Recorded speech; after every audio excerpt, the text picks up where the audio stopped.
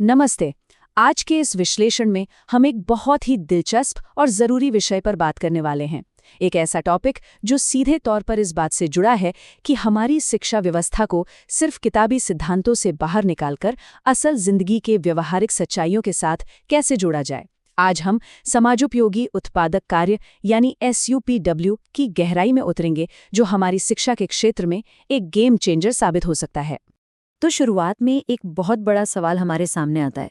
जरा सोचिए, स्कूलों में जो मोटी मोटी किताबें पढ़ी जाती हैं, क्या वो असल जिंदगी की मुश्किलों को सुलझाने में हमेशा काम आती हैं? जब बात वास्तविक दुनिया में सरवाइव करने की आती है, तो हमारी पारंपरिक पढ़ाई और असली व्यवहारिक कौशल के बीच एक बहुत गहरी खाई नजर आती है। तो इस खाई को पाटने का क्या तरीका है? चलिए इस पूरे कॉन्सेप्ट को स्टेप बाय स्टेप समझते हैं। सबसे पहले हम इसके इतिहास पर नजर डालेंगे, फिर इसका असली मतलब समझेंगे, इसके मुख्य उद्देश्यों पर बात करेंगे। उसके बाद वो 6 प्रमुख क्षेत्र देखेंगे जहां ये लागू होता है, और आखिर में जानेंगे कि इसे स्कूलों में इम्प्लीमेंट और इवैल्यूएट कैसे किया जाता है। तो आइए सबसे पहले बात करते हैं इसकी ऐतिहासिक पृष्ठभूमि की, यानी शिक्षा में इस प्रैक्टिकल लर्निंग की जड़ें आखिर कहाँ से जुड़ी हैं। अगर हम थोड़ा पीछे जाएं, तो इस विचार की नींव महात्मा गांधी जी की बुनियादी शिक्षा के दर्शन में ही मिल जाती है। उनका स्पष्ट मानना था कि शारीरिक श्रम सीखने का एक मुख्य केंद्र होना चाहिए। इसके बाद 1964-65 में शिक्षा आयोग ने कार्य अनुभव यानी वर्क एक्सपीरियंस की बात कही, लेकिन असली टर्निंग पॉइंट आया 1977 में, जब ईश्वर भाई पटेल समिति ने इसे SUPW का औपचारिक रूप देकर पाठ्यक्रम में अनिवार्य करने की सिफारिश की। बाद में साल 2000 में NCERT ने भी इसे कार्य शिक्षा के कॉन्सेप्ट के रूप में अपनाया। अब बढ़ते हैं हमारे दूसरे पॉइंट की तरफ। आखिर इस SUPW का सटीक मतलब क्या है? आसान भाषा में कहें तो समाज उपयोगी उत्पादक कार्य एक ऐसा सद्देश्यपूर्ण और अर्थपूर्ण शारीरिक कार्य है जिसे सीखने की प्रक्रिया का एक अभिन्न अंग होना ही चाहिए। मतलब ये सिर्फ टाइम पास के लिए नहीं है। इस शारीरिक मेहनत का कोई ना कोई ठोस परिणाम निकलना चाहिए।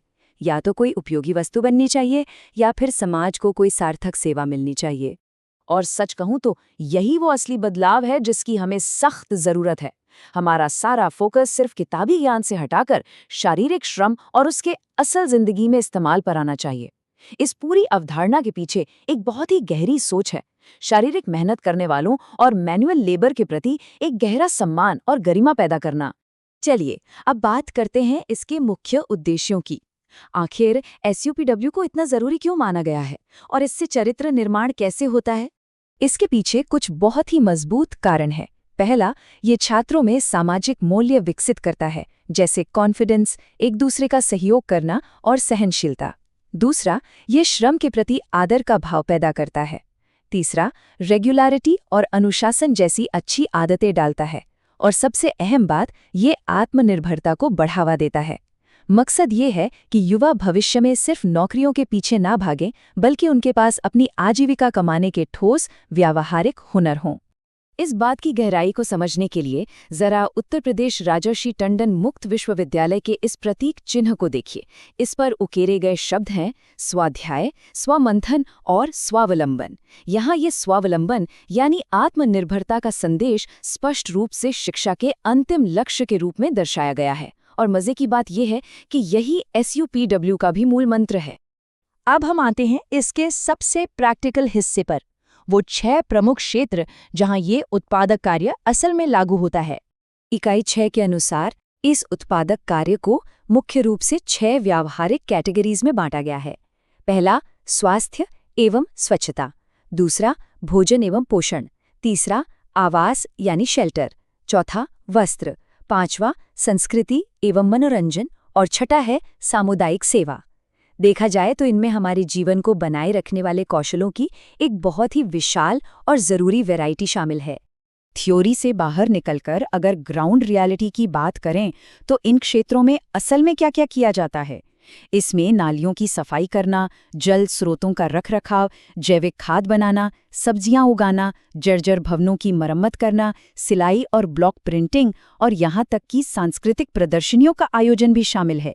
ये सब महज कागज पर नहीं, बल्कि छात्रों द्वारा सीधे अपने हाथों से किया जाता है। और अब हमारा आखिरी पड़ाव, इस पूरे विजन को आखिर स्कूलों में लागू कैसे किया जाता है और इसकी सफलता को कैसे मापा जाता है? इसे प्रभावी ढंग से लागू करने का ब्लूप्रिंट बहुत ही सॉलिड है। पहले चरण में कार्यशालाओं और सेमिनारों का आयोजन किया जाता है, दूसरे चरण में विशेषज्ञों के व्याख्यान अरेंज किए जाते हैं और तीसरे चरण में समुदाय और विद्यालय के बीच एक सक्रिय साझेदारी बनाई जाती है। इस पूरी प्रक्रिया में लर्निंग बाय डूइंग यानी स्वयं करके सीखने और औद्योगिक भ्रमण जैसी विधियों के जरिए क्लासरूम और बाहरी दुनिया के बीच एक मजबूत पुल बनाया जाता है। अब सबसे दिलचस्प बात, इसका मूल्यांकन। हमारी पारंपरिक व्यवस्था और SUPW के मूल्यांकन में दिन रात का अंतर है। जहां पुरानी विधि मुख्य रूप से सिर्फ लिखित परीक्षाओं और रटने की क्षमता पर टिकी है, वहीं SUPW का इवैल्यूएशन निरंतर ऑब्जर्वेशन, प्रैक्टिकल परफॉर्मेंस और बनाए गए प्रोडक्ट की क्वालिटी पर आधारित होता है।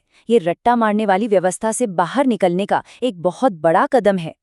तो इन सभी तथ्यों और इसके पूरे ढांचे को समझने के बाद एक बहुत ही गहरा सवाल उठता है, जिस पर हमें विचार करना चाहिए। क्या आज का हमारा एजुकेशन सिस्टम वाकई ऐसे आत्मनिर्भर युवाओं को तैयार कर रहा है? ये एक ऐसा सवाल है जो हमारे सामने बहुत मजबूती से खड़ा है। इस सोचने वाले विचार के साथ हम आज की इस चर्चा को यहीं विराम देते हैं। इस विश्लेषण में हमारे साथ जुड़ने के लिए आपका बहुत बहुत धन्यवाद।